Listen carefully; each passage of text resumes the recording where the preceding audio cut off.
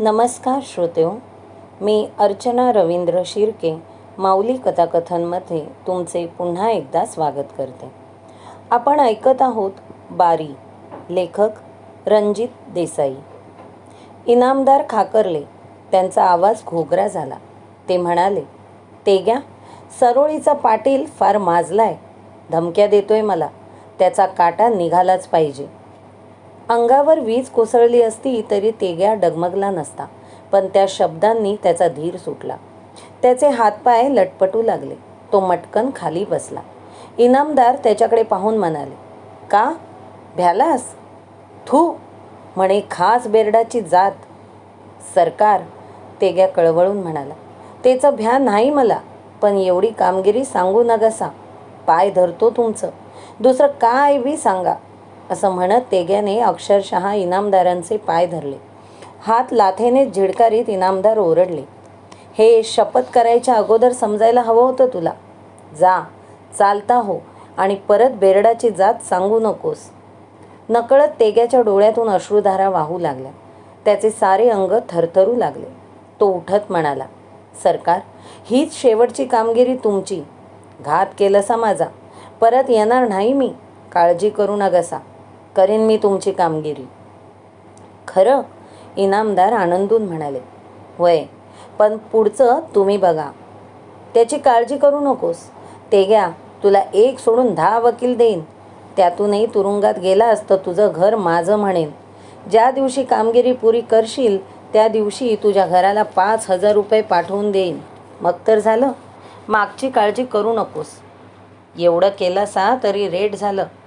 पण तेग्या, अर्धवट काम होऊन उपयोगी नाही. पाटलाचा पुरा बंदोबस्त झाला पाहिजे. माझं नाव येता उपयोगी नाही. काळजी करू नगसा मालक. तेग्याचा जीव जाईल, पण ह्यात तुम्हासनी आणणार नाही. जातो मी. तेग्या बाहेर येताच इनामदारांनी त्याच्या हातावर 50 रुपये खुशाली म्हणून ठेवले. तेग्याने ते पैसे खिशात कोंबले आणि तो बाहेर आला. बाहेरच्या चौकात बाळू महार उभा होता. तेग्याचे ते भरलेले डोळे पाहून बाळा चपापला. तेग्याजवळ येताच तो म्हणाला, तेग्या, का र? घात झाला बाळ्या. तुझ्या मालकानं माझा गळा कापला. पुढचे तेग्याला बोलता आले नाही. त्याच्या तोंडून हुंदका बाहेर पडला. बाळ्याच्या अडवणुकीला न जुमानता तो तसाच वाड्याबाहेर पडला. तेग्या दिवस मावळायला बेरडवाडीवर पोहोचला. त्याने काखेत फेटा मारला. त्याचे केस विस्कटलेले होते. चालताना त्याच्या झोकांड्या जात होत्या. मोठ्याने बोलत झोकांड्या खात तो जात होता. घराच्या कट्ट्यावर चढताच त्याच्या एकंदर अवताराकडे बघणाऱ्या मल्लाकडे तेग्याचे लक्ष गेले. तारवटलेल्या डोळ्यांनी तेग्या म्हणाला, मामा, बघतोयस काय? मी तेग्या हाय. गावचा नाईक हाय.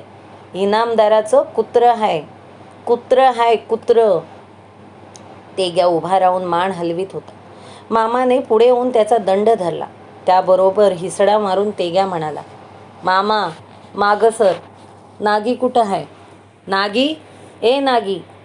नागी हा गोंधळ ऐकून बाहेर आली होती. ती पुढे झाली आणि म्हणाली, तेग्या, इनामदाराकडे गेला होतास नवं? चायला मरू देतो. मला वाढ. भूक लागली आहे मला. नागीने त्याला धरून आत नेले. त्याला भिंतीला टेकवून बसवले. नागीने वाढून समोर आणताच तेग्याने तिचे मनगट धरले. चिमणीच्या उजेडात तेग्या नागीकडे टक लावून पाहत होता. तो तिला म्हणाला, नागी, चंद्रोजी माझा मैतर हाय का नाही? नागीने होकाराची मान हलवली. बोल की. तेग्याने नागीचे मनगट आवळले. व्हय, सोड माझा हात. सरोळीचा पाटील माझा मैतर हाय काय? नाही. श्यानी हायस, म्हणत तेग्या मोठ्याने हसू लागला. हसता हसता तो रडू लागला. बसल्या जागेलाच तो मुरचडून पडला. नागीने आणि मल्लाने त्याला धरून आत नेऊन झोपवले. खुशाली मिळाली जणू. नागी तेग्याचा कोट काढीत म्हणाली. नाही नागी, मल्ला म्हणाला, पोराला कसला तरी घोर लागलाय. नाहीतर एवढा पिणार नाही त्यो. मी वळवतो त्याला. नागी चिंतातूर झाली. मल्ला मान हलवीत बाहेर आला. नागीचे खाण्याकडे लक्ष लागले नाही. ती जेव्हा आत आली तेव्हा तिने झोपलेल्या तेग्याकडे पाहिले. ती त्याच्याजवळ जाऊन झोपली. क्षणभरच ती तशीच त्याच्याकडे पाहत होती. हळूवार हातांनी तिने त्याला स्वतःजवळ ओढले. झोपेतच तेग्याने कूस बदलली आणि नागीच्या कुशीत आपले मस्तक टेकवले. एक निश्वास त्याच्या तोंडून बाहेर पडला. दारूचा उग्र वास तिच्या नाकात भरला. पायाजवळचे घोंगडे तिने पायानेच वर घेतले आणि घोंगड्याच्या पांघरुणातच तेग्याला आपल्या मिठीत घेतले. त्या दिवसापासून तेग्या चमत्कारिकपणेच वागू लागला. तो नागीशी घटकेला भांडत होता. सारा दिवसभर तो घराबाहेर राहायचा. रात्री पिऊन यायचा. मल्ला आणि नागी तेग्याच्या ह्या चमत्कारिक वागण्याने बेचैन झाली. तेग्याचे कामावरून लक्ष पुरे उडाले. जनावरांचे गवत पाणीही तो बघेनासा झाला. केव्हा तरी संध्याकाळी गावाच्या बाहेर तो आपल्या टोळीतली माणसे जमवून बोलत बसायचा. एक दिवस नागी काळूला म्हणाली, काळू, काय योजलंस तुम्ही? आका, देवाच्यान मला दखल नाही, पण कसला तरी मोठा बेत हाय बघ. नागीने तेग्याला अनेकदा डिवचले, पण शिव्या देण्यापलीकडे त्याने काही देखील सांगितले नाही.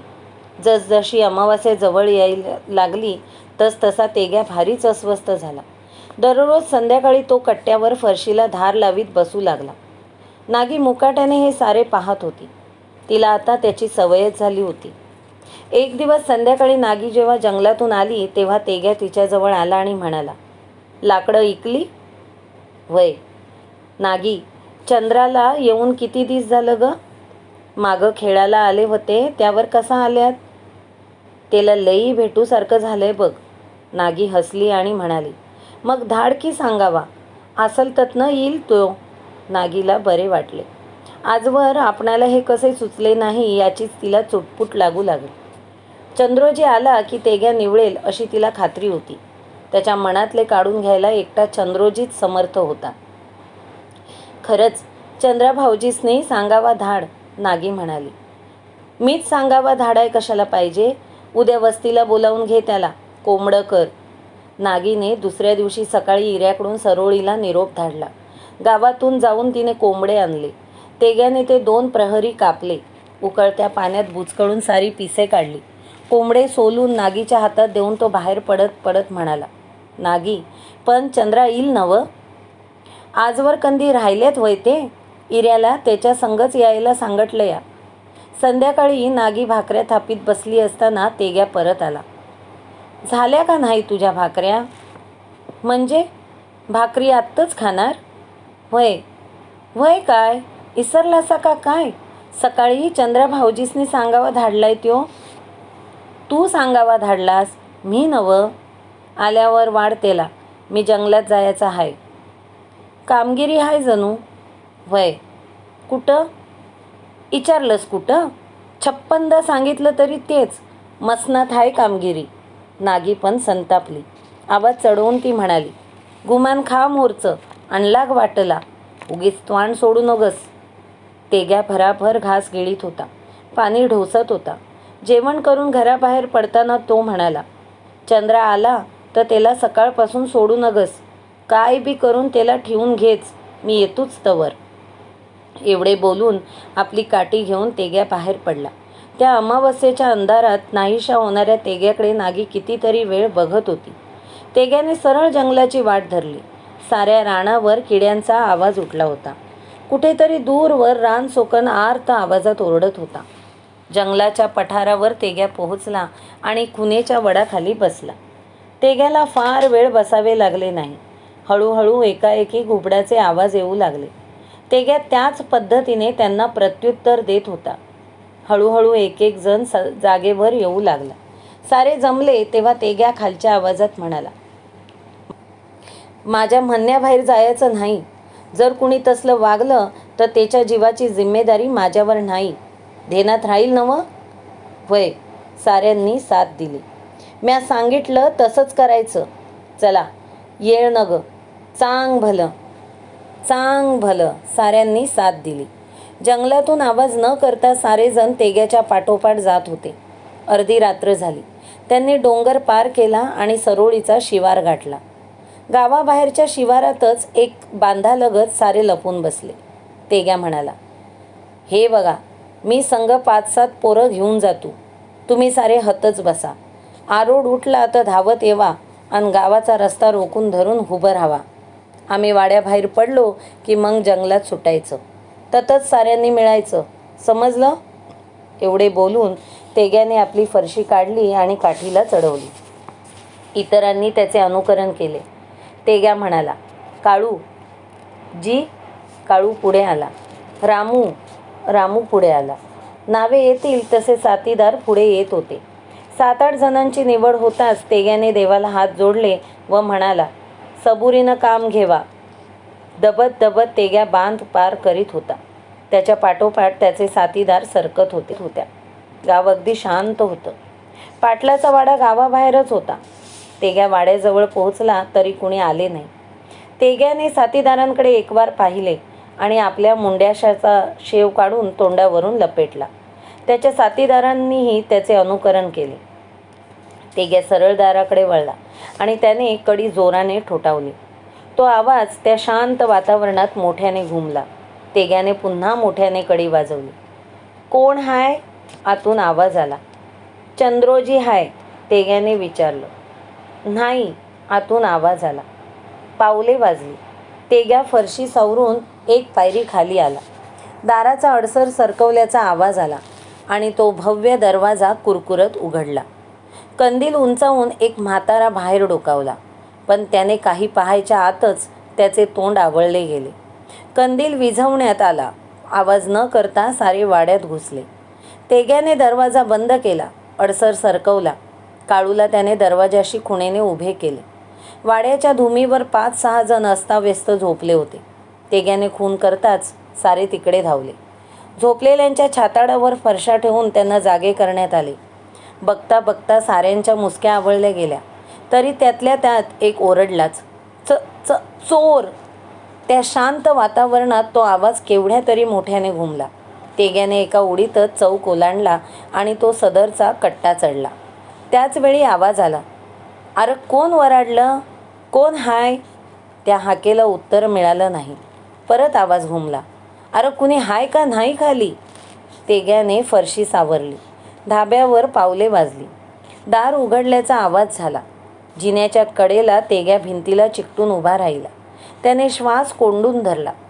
जिन्याच्या चौकटीत पाटील उभे होते. त्याच्या हातात बंदूक होती. मेला काय र सारं? अरे कुणी हाय का नाही खाली? पुन्हा ते ओरडले आणि ते एक पायरी उतरू लागले. ते अर्धा जिना उतरले असतील नसतील तोच तेग्या पुढे झाला आणि म्हणाला, खबरदार पाटील, बंदूक उचललीत तर. पाटलांनी क्षणभर त्या उभ्या असलेल्या माणसाकडे पाहिले. त्या सावरलेल्या फरशीकडे पाहिले. काही क्षणातच त्यांचे आश्चर्य ओसरले.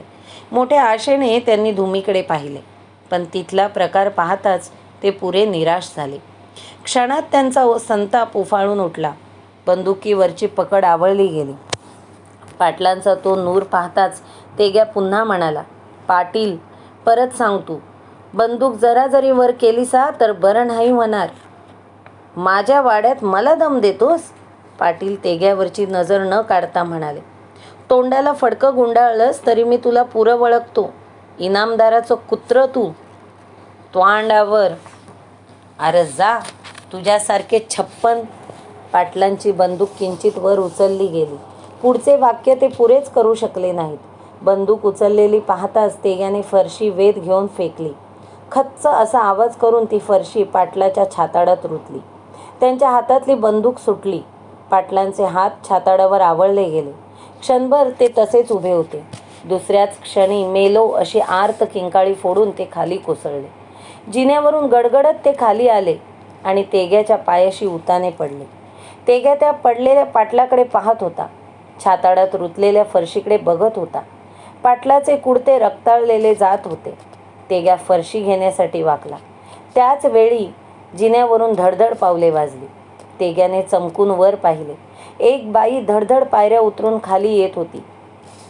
जमिनीवर पडलेल्या पाटलांकडे लक्ष जाताच तिचे हात तोंडावर गेले. दुसऱ्याच क्षणी तिने धणी म्हणून फोडलेली किंकाळी वाडा भेदून गेली. उभीच ती पाटलांच्या अंगावर पडली आणि तिने हंबरडा फोडला. चंद्रा, घरात काळ शिरला आणि ह्याच वक्ताला तू कुठं गेलास बाबा?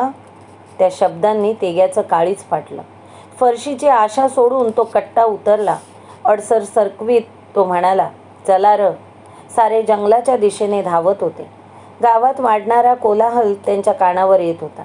जंगलात सुखरूपपणे येताच तेग्याला धीर आला. सारे साथीदार मात्र त्या रिकाम्या हाती आलेल्या खुणावर नाखुश झाले होते. पण तेग्याला बोलायचा धीर मात्र कोणालाच होत नव्हता. भल्या पहाटेला सारे जण आपापल्या घरात चुपचापपणे शिरले. तेग्याने घरात पाऊल टाकताच पाहिले. नागी भिंतीला टेकून बसली होती. तिच्या पुढ्यात चिमणी भगभगत होती. तिने मात्र मान वर करून तेग्याकडे पाहताच तेग्याने नजर वळवली. विचारले, चंद्रा आला नाही? आला होता. तुझ्या मोहरच गेला. वाटत गाठ पडला नाही? ठेवून का घेतलं नाहीस त्याला? जीव रमना म्हणला त्यो. तेग्याची मान खाली वळली. नागीने विचारले, खरं सांग तेग्या, चंद्रा भाऊजीसनी का बोलवलं होतंस? भेटाया पायी, तेग्या म्हणाला. मला फसवू नगस तेग्या. तुझी फरशी कुठं आहे आणि अंगावर रगात कसलं? कुठं म्हणत तेग्याने पैरणीकडे पाहिले. पैरणीवर 2 टिपके पडले होते. तारवटलेल्या डोळ्यांनी तेग्या पाहत होता. फरशी कुठं आहे? नागी किंचाळली. फरशी? तेग्या भानावर येऊन म्हणाला, वय तुझी फरशी. इसरली असल. मला काय विचारतीस? कुठं होतास रात्रभर? चायला गप्प पडकी. बसू तरी देशील का नाही? नागी उठली आणि तेग्यासमोर जाऊन तेग्याचे खांदे हातात धरून त्याच्या डोळ्याला डोळा देत म्हणाली, नाही, सांगटल्या बिगार तुला सोडणार नाही. तू गेल्यापासनं डोळ्याला डोळा लागला नाही माझा. शपथ आहे. खरं सांग, कुठं गेला होतास?